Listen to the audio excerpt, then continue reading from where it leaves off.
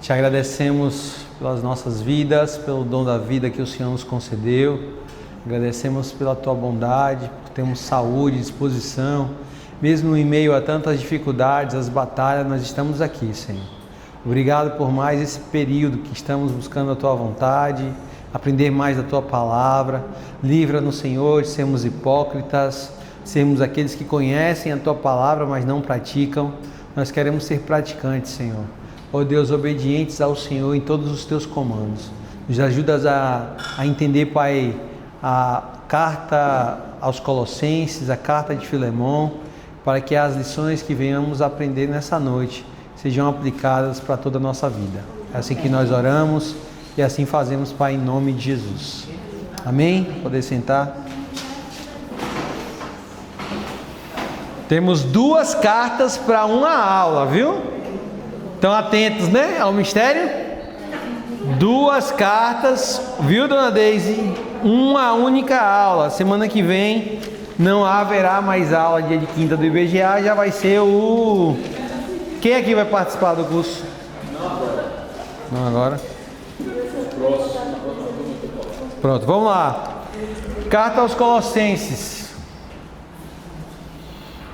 Autoria: o apóstolo Paulo, e é muito claro no primeiro versículo, Colossenses 1:1. Eu, Paulo, apóstolo de Cristo Jesus, pela vontade de Deus, escrevo esta carta junto com o nosso irmão Timóteo, aos irmãos fiéis em Cristo, o povo santo na cidade de Colossos. Então aqui Paulo é muito específico, ele está escrevendo, com quem ele está escrevendo e a quem ele está escrevendo, tá? Muito claro, muito específico, não há nenhum tipo de dúvida. Por mais que existam alguns críticos, o Charles Lewis diz que a crítica sóbria já chegou a reconhecer que é impossível negar a Colossenses a autoria paulina. Eu vou mandar depois esse slide para vocês, tá? Só vocês me cobrarem no grupo que eu mando. Na verdade é um link que você acessa, né? Não é... Aí se você quiser depois você pode ir printando na tela para guardar, mas fica o link disponível. Então assim, não existem pessoas contrárias à ideia de que Paulo seja o autor por dois motivos. Em primeiro lugar, porque ele é muito claro em dizer que ele está escrevendo, e em segundo lugar, pela escrita. A escrita que Paulo usa é muito marcante, tá? Destinatários: a carta de Paulo aos Colossenses é a menor cidade a receber uma carta de Paulo. Está na província da Ásia Menor, onde hoje é a Turquia. E aí muitos ficaram em crise. Talvez, se você não entendendo o contexto aqui, muitos ficariam em crise. Como é que Paulo, que está acostumado a escrever para cidades muito relevantes, cidades importantes, numerosas, como é que ele escreve para uma cidadezinha tão pequenininha lá no interior da Ásia Menor, né?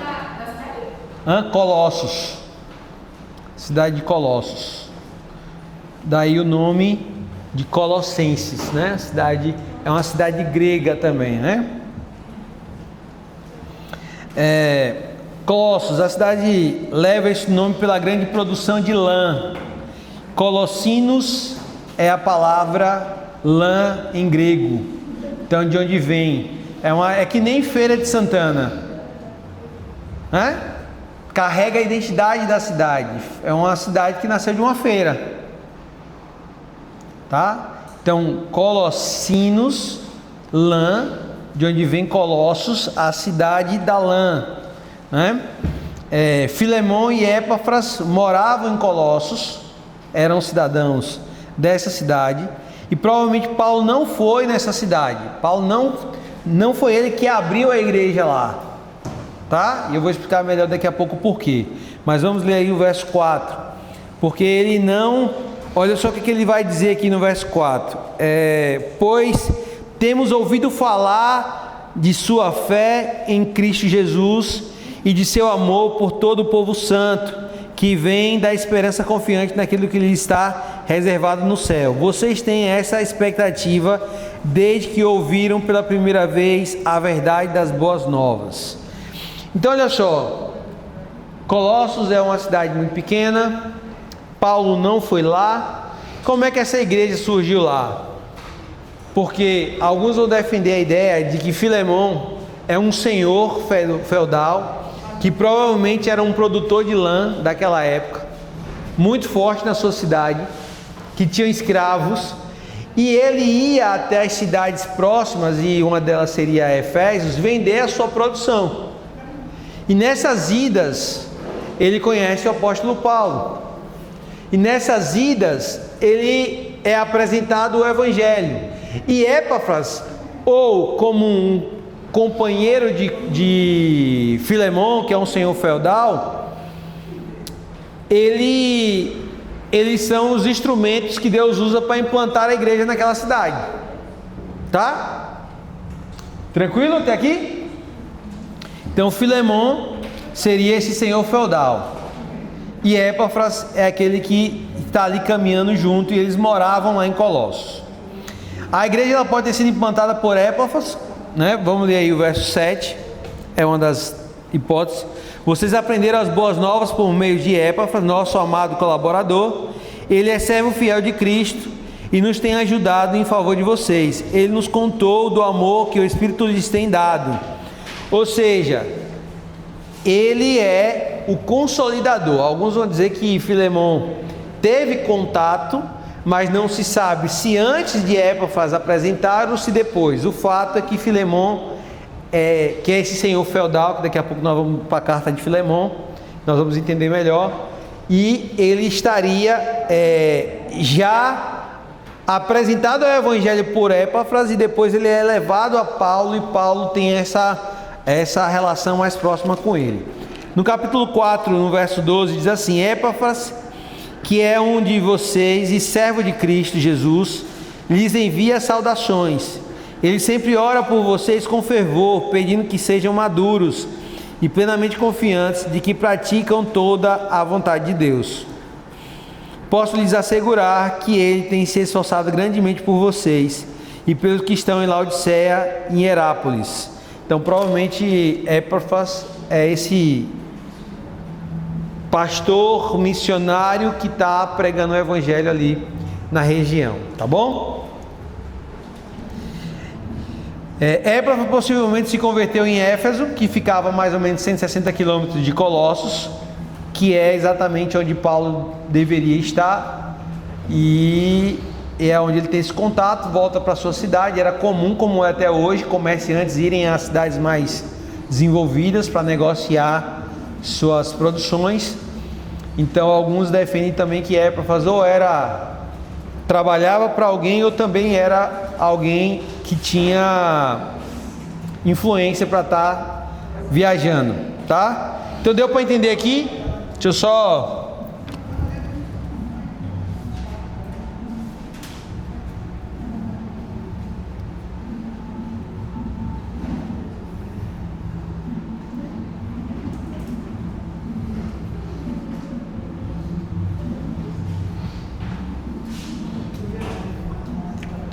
Então, como essas cidades são próximas,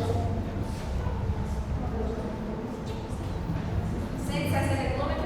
Sim.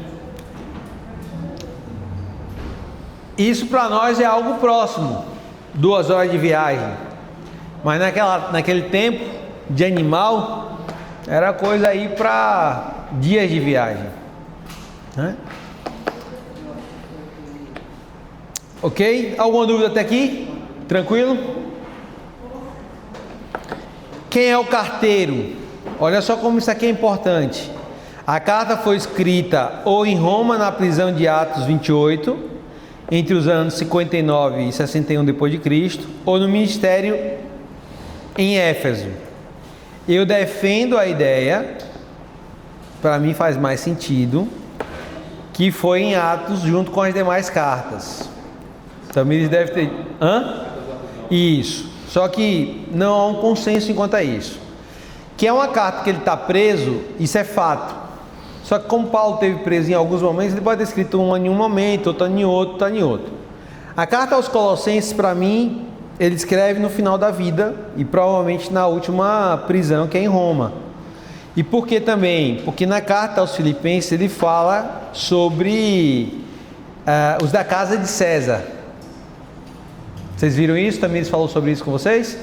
Então, os da casa de César, porque ele está preso e esses soldados da casa que eram responsáveis pela segurança de César, eles também revezavam-se. Provavelmente Paulo está numa prisão domiciliar, em um local, não numa masmorra no início, mas numa prisão, em uma casa, preso, acompanhado por soldados que eram a guarda especial do próprio César, da casa de César, de Roma. Então eram soldados preparados. E quando ele fala que foi necessário que ele estivesse ali para pregar naquele lugar, aquelas pessoas que teriam acesso, por exemplo, a César, ele fala dessa importância. Então, eu creio que é nesse momento que ele escreve a carta aos Colossenses, até pela autoridade que ele vai escrever, não só Colossenses, mas como Filemão também. E aí nós vamos falar isso mais na frente. Então, o carteiro é Tíquico, tá? Porque Epafras está com ele lá, né? Como ele mesmo disse aqui que nós já lemos. Então, 4, versos 7 e 8, ele diz assim: Tíquico, irmão amado e colaborador fiel, que trabalha comigo na obra do Senhor, lhes dará um relatório completo de como tenham passado. Eu o envio a vocês exatamente com o propósito de informá-los do que se passa conosco e de animá-los. Aí, o verso 9 nós vamos ler agora, mas eu vou explicar mais na frente. Envio também Onésimo, irmão fiel e amado, que é um de vocês. Ele e Tíquico lhes contarão tudo o que tem acontecido aqui. Então, nesse momento aqui nós temos dois personagens, são dois portadores da carta. Mas por que o carteiro é Tíquico? Porque Onésimo, ele também é o objetivo do envio da carta, tá? Então, Paulo está mandando duas cartas para a mesma cidade: a carta aos Colossenses e a carta de Filemão. Filemão é um senhor feudal que mora também em Colossos, tá? Nós vamos entrar daqui a pouco mais a fundo nisso. Tema da carta. O principal tema da carta é o senhorio de Cristo sobre a igreja.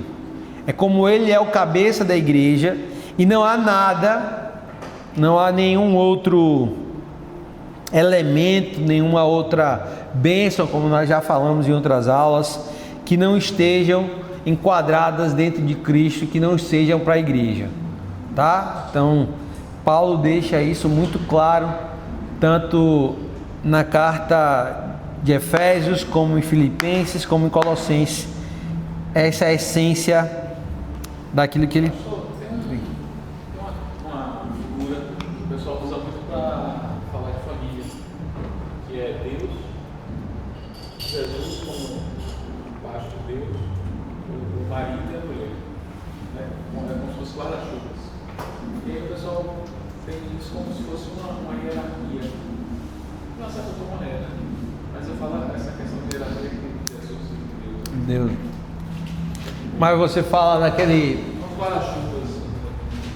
Deus aqui, aí você pega assim um... Isso. Jesus está aqui. Jesus está abaixo de Deus, em outro guarda-chuva. E aqui, aí outro? É. Então esse eu nunca vi não. Esse eu nunca vi não. Sim, mas conclua a pergunta. É como se tivesse essa... Porque assim, é aquela discussão que eu estava falando do PJ, né? Eles falam muito que Deus é superior a Jesus. Então Jesus seria um anjo mais especializado, como se fosse uma coisa assim, não seria Deus. Uhum. Aí eles pegam, às vezes, nessa figura para falar isso também. É muito simples você rebater essa ideia perguntando: você crê na Bíblia? Se ele disser que crê, você desmonta ele, porque a Bíblia está cheia de texto dizendo que ele é o próprio Deus. Então não dá para fechar a equação, né? João 1. Não, pastor, e se a gente for mostrar na Bíblia, eles não, aqui é diferente. Não, a Bíblia deles também tem. Alguns versículos Eles vão... trocados. Bom, alguns, mas eu já peguei um que na Bíblia dele eu pedi para ele ler e ele... Eles não trocam tudo não. Mas, por exemplo, João 1. Eu acho que João 1 eles não trocaram. É bom saber. Não está trocado. Tá trocado? Tá como? Ele tem assim, ele era Deus, tem um Deus, bem maiúsculo, um Deus. No princípio era Deus, o verbo estava com Deus e o verbo era Deus. Aquela palavra. E quando era Deus, na todas as Bíblias, na TJ, era um Deus com D minúsculo. Nós podemos pegar vários textos para poder combater ele. Gênesis, nós podemos pegar no próprio Êxodo, apontando para Cristo como o libertador, onde o próprio Deus viria redimir. Não é um terceiro que vem redimir, é o próprio Deus. Então Deus se faz homem. Filipenses está carregado, Efésios está carregado de texto. Colossenses nós vamos ver daqui a pouco aqui da essência do capítulo 2, da essência de Cristo. Nós vamos ver alguns textos, sim. O pleroma em Efésios, que vai falar que Jesus é o pleroma de Deus. Agora realmente sim, é bom se você tem contato sempre com ele, pegar esses textos, fazer aqui uma listinha e dizer, me explica esse texto aqui, como é que você entende ele? Pega esse daqui. E você perguntar assim, como é que você entende? Lê isso aqui e deixar ele se virar. Então vai refletir sobre eles, eu vou lhe passar aqui uns textos para você refletir. E aí deixa Deus falar com ele, o Espírito Santo trabalhar, porque não tem como não. São muitos respaldos. Para quem lê Bíblia, falar isso aí Pega João e fala uma dessas. As 7 frases de Jesus, eu sou o pão da vida, aquilo ali não tem como. Quer que o papai desligue um pouquinho? Tá espirrando? Cadê o controle? Tá aí? Tá ali, ó. Pega ali, André, por favor. Ou então joga um pouquinho para cima aqui, tá bem em cima dele aqui, ele começou. Tá desenhando, papai? Quer um papel para desenhar? Grande? Quer sentar ali, pai? Senta ali com o tio então, ó. Que o ar não bate em você ali, vá. Porque o ar tá batendo aí.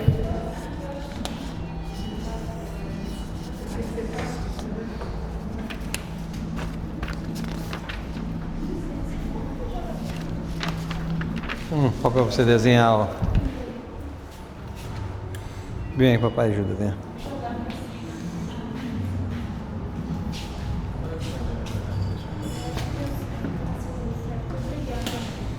Obrigado, André. Vou botar aqui, viu, pai? Então, pessoal, aqui você vai ter no capítulo 1 os primeiros 2 versículos da saudação e agradecimento. Do 3 ao 8 ele falando sobre fé e amor.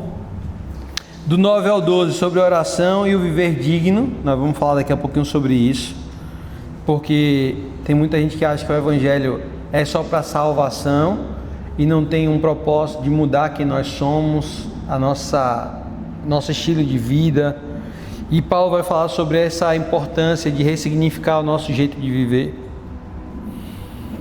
Do 13 ao 23 ele vai falar da grandeza de Cristo, ele como cabeça da igreja e como ele é digno de toda honra, de todo louvor, né? Então vamos falar um pouco que todas as coisas foram colocadas abaixo de Jesus. E ele vai falar também sobre o trabalho árduo, o ministério, os mistérios e a fadiga, o cansaço. Por quê? De novo, Paulo está preso. E essa prisão... Entra, princesa do meu coração. Alguém está ali, Kiki? Tá de boa.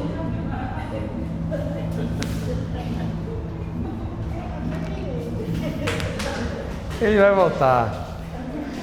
Então, ele fala assim, olha, não é moleza, o evangelho não é só coisa...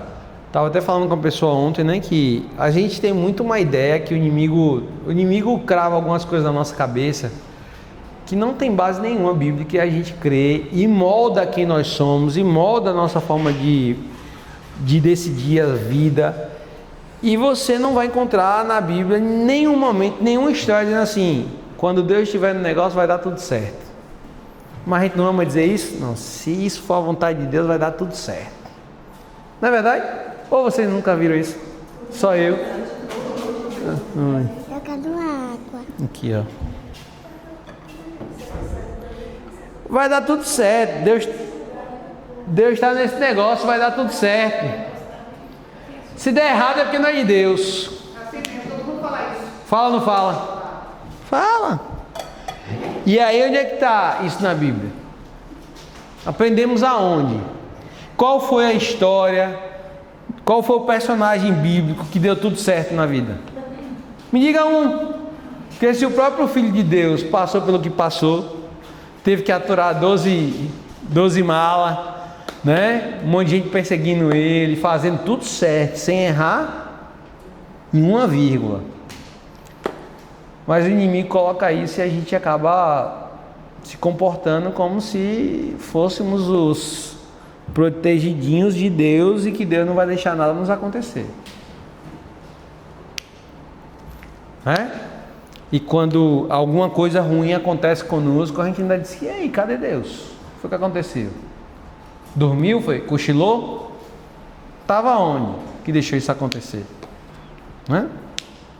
Então Paulo vai falar: olha, existe um trabalho duro, existe fadiga, existem prisões, tudo isso faz parte da caminhada. No capítulo 2, que é só um resumo, tá? Eu vou mandar isso aqui também para vocês, vai ter tudo isso aqui. Ele vai falar aí do combater os falsos ensinos. Sabe por quê? Tem gente que inclusive diz assim: tá até conversando com o Ney aqui, né? Que a gente precisa combater os ensinos errados, mas com sabedoria. Nós precisamos ter maturidade. Por quê? Porque tem pessoas que de fato estão crendo da maneira errada porque ninguém usou argumentos, não mostrou na Bíblia. Mas existem pessoas que de fato são mal intencionadas. E Paulo diz que contra isso nós não devemos ficar debatendo. Você percebeu que a pessoa não está bem intencionada? Boa noite, garotinho.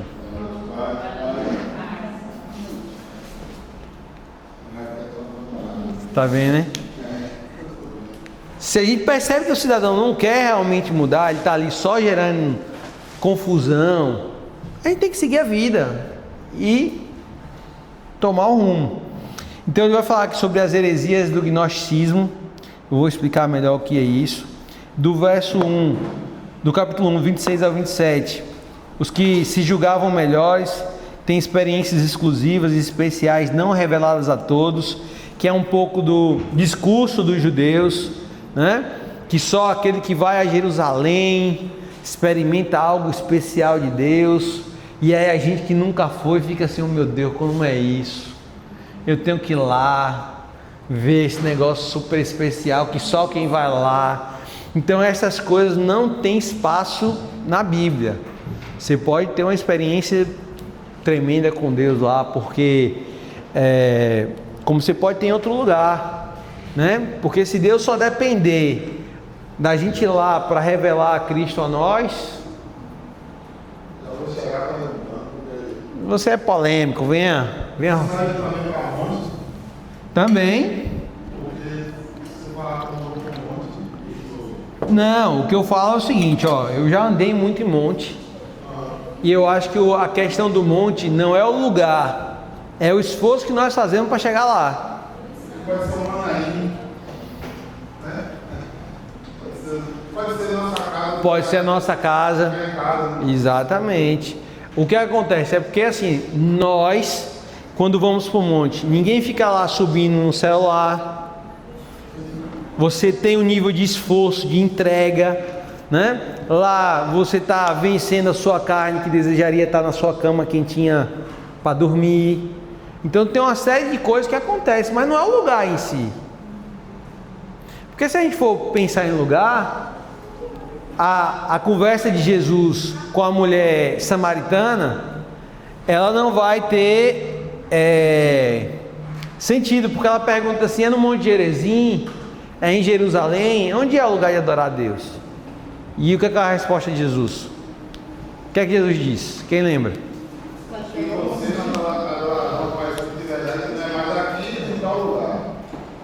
Pai procura verdadeiros adoradores que o adorem em espírito. Não importa o lugar, o que importa é o teu coração. Agora, de fato, você deitado na sua cama, no conforto, dizer: Senhor, atende o meu pedido, e você está num monte que você passou 1 hora para subir, no frio, de madrugada, sem celular, sem nada. É o seu coração que está diferente. Deu para entender a diferença? Diga. Diga, pai. Eu estou falando frio, eu não me concentro não. É. Então, para você ver, cada um tem um jeito. Por isso que eu falo, tem gente que ama um monte, tem gente que odeia. A oração que Deus, ele se comove mais se estiver de joelho. Não. O que Deus se comove é com a minha disposição em buscá-lo. Ah, porque se eu estou me dobrando, Deus está vendo que eu estou me dobrando. Não, eu penso assim, quanto mais você se esforça, por exemplo, tem gente que vem para a igreja que mora aqui do lado, faz 2 minutos de casa, mas outro dia desse eu fui dar uma carona para a irmã, eu falei, irmã, dá carona? Ô, pastor, eu moro longe. Aí eu respondi, o carro tem combustível. Aí então tá bom, meu irmão, não é longe não, é outra cidade. E eu falei com a irmã, e todo domingo ela está aqui. Pode estar chovendo, fazendo sol, todo domingo ela está aqui. E eu perguntei à irmã, ela disse, para chegar aqui 18 horas, ela sai 4h30 de casa. É, ela sai... Imagine. Brincadeira? Para aqui, para a Central? Aí eu lhe digo, a disposição desse pessoal em estar aqui, ele veio para passear? Não, porque ele passeava lá na praça, né? Vem porque quer adorar o Senhor. Entendeu a diferença? E o íntimo, o esforço que você está fazendo, eu não estou dizendo que Deus recebe a adoração de quem vem de longe e não recebe quem vem de perto, não é isso. É a intenção do coração de cada um, né? De você vir para o culto e dizer assim, vai ser difícil por causa disso, mas eu vou. Eu vou melhorar a minha pergunta. Tem um grupo de pessoas. E aí, quem vai pro monte? Aí eu vou e ficar naquela, mas eu não gosto. Mas se eu não botar meu nome, tá entendendo? Sim. E aí você fica naquele jogo de barrar